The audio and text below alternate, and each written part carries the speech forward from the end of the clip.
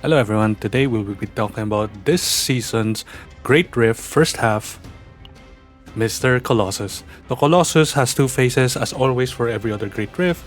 The first one being Order Weakness, the first one being Instinct Weakness, the second one being Order Weakness. So for the first half, it increases damage amount of Instinct and Order cards by 50%. These are the amplified effects that you can encounter during the entire fight. It has increased damage amount of exhaustible cards by 20%, and you will gain combat score based on the damage amount. And once you achieve those points, certain damage threshold, the core score you will receive in this manner will be gradually reduced. So, as you can see, I'm silver. I was a bit busy, unfortunately, but we can use this as a way to review and in the event for future encounters, as well as getting some key insights on whether or not how people play towards it. So there are some things to note with Colossus is that despite him looking like a singular monster, let's look at this for example, he comes with basically a two-step process between each phase. So how I suggest fighting him is at first always in every kinds of boss encounters is that you read through the mechanics that they have. So for Colossus's right arm has this amount of damage. So for Dark Legacy, when hit other than fixed damage, decrease Dark Legacies by 1. At the moment it has a 5 stack. And the other arms gains Fury, 1 Fury. When Dark Legacies is removed, Colossus immediately inflicts a harmful effect. For the left arm, it creates a contamination card. And we all know what contamination does.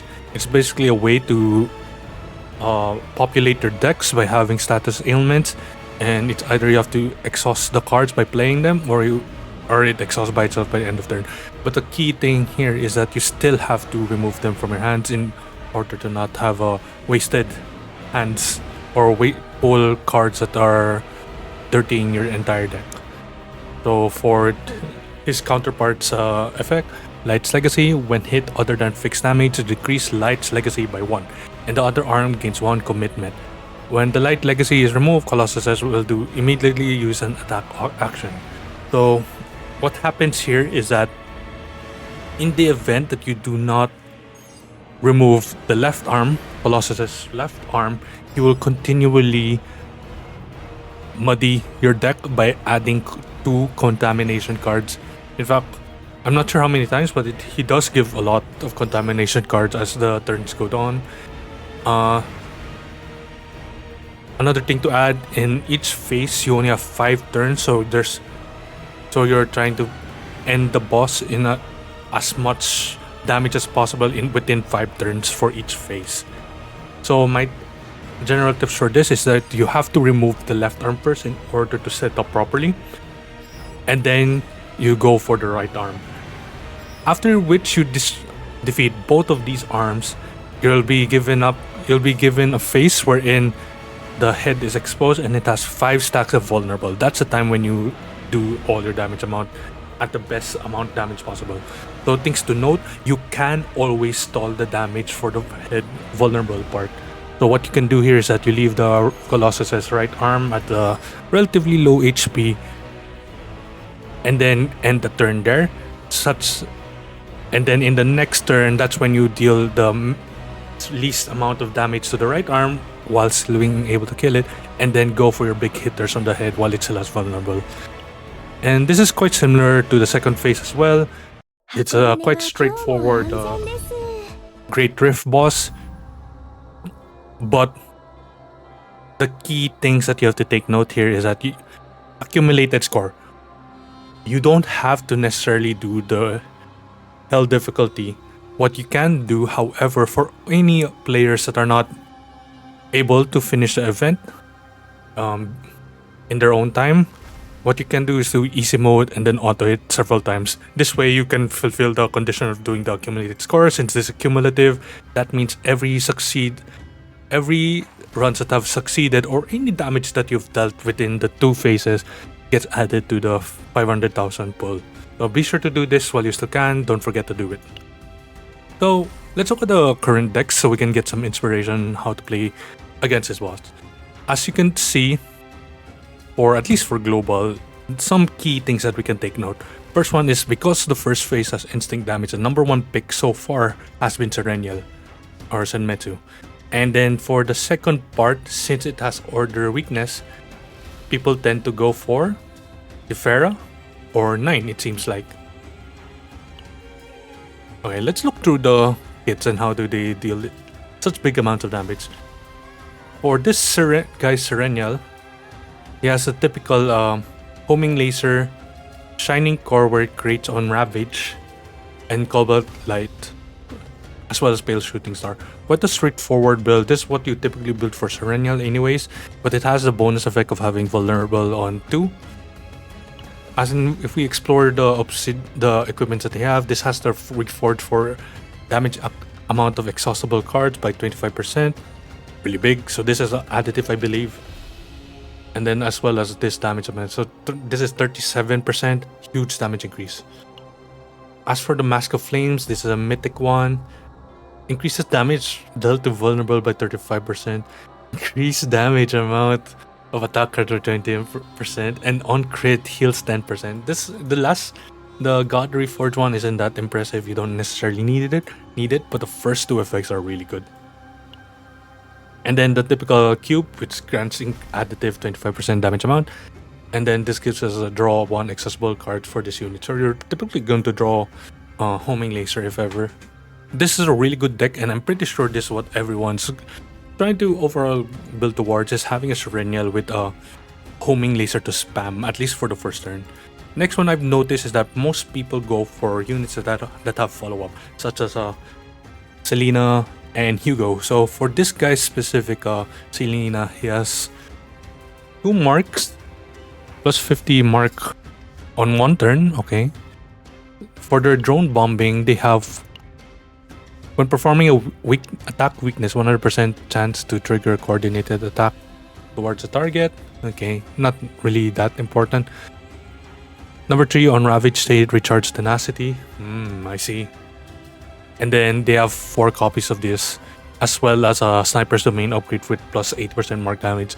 So it seems like the main thing that this Selena does is that applies some marks and then uses tactical maneuver, spams it while having Sniper's Domain up to increase the mark damage. So what happens is whenever Serenial does her homing laser, Selena follows up. This does a lot of damage, as much as possible within the break phase of Colossus. So quite straightforward. And then as for Ray, well, let's look at the equipment they have. This grants evasion and lower HP, and then grants a stockpile which lets you keep 1 AP per stack. Okay, pretty straightforward. It seems that they're really shooting towards having mark and follow-up attacks. As for Ray, this is a typical Ray build wherein it buffs. It seems like this Ray buffs cost cards and lower, and then exhaust cards to make the pool quite small, and then has a morale buff, so on and so forth. Quite straightforward. Alright, the next one would be good to look at phase 2. So phase 2 has an order weakness and has the effect of getting, speaking of, both phases have the order and instinct weakness. The first one more specifically being the instinct one, the second being order. But in both phases, they have exhaustible cards damage increase. So we can see here is that this specific one, this Orlea, has a crate 2, and has start turn crate 1. So this is an upgrade card. So first turn, they can create 2. Succeeding turns, a create 1 creation. The next one is that when you have a softy on hand, you apply 2 vulnerable to the enemies and then draw 1.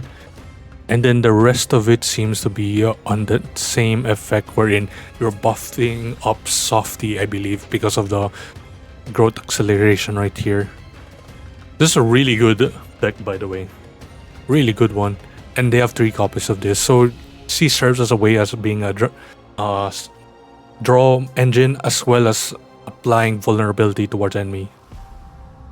And then for the growing creature, this is catered towards having softy 3, and then you're applying vulnerable to all enemies.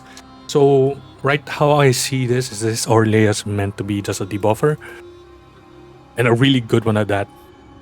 A really good one at that.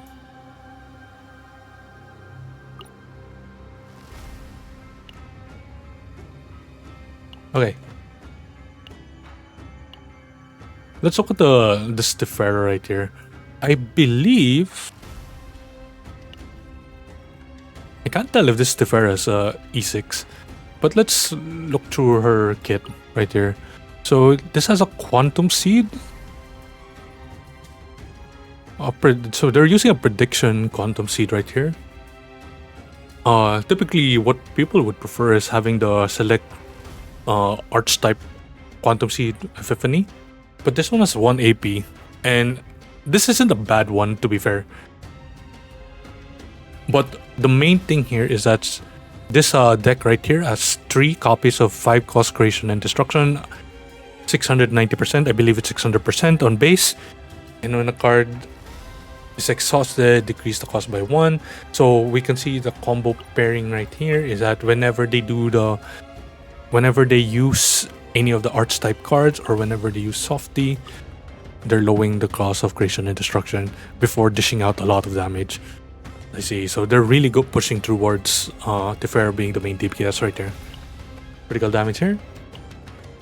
This is mythic right here. If at the start of battle, if owning 18 or less cards, increase damage amount of attack cards by 30%. So it being paired when drawing your own attack card, increase damage amount per card 50%. Okay.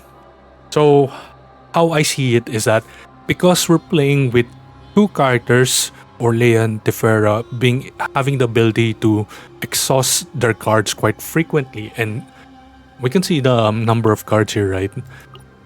Essentially, it's like around 18, 17.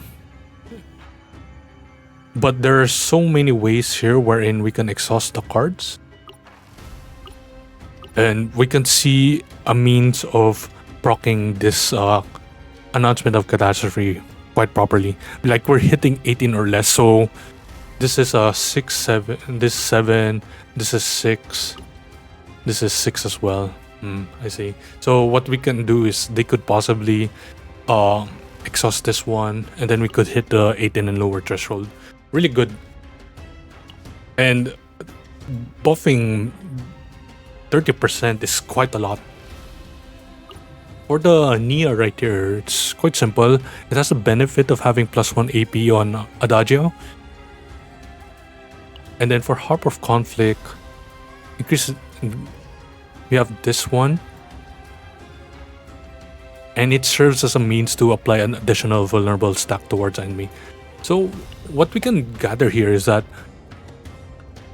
for the first phase, it's a combination of having a Serenial plus a follow-up attacker like Selena, Hugo, and the likes.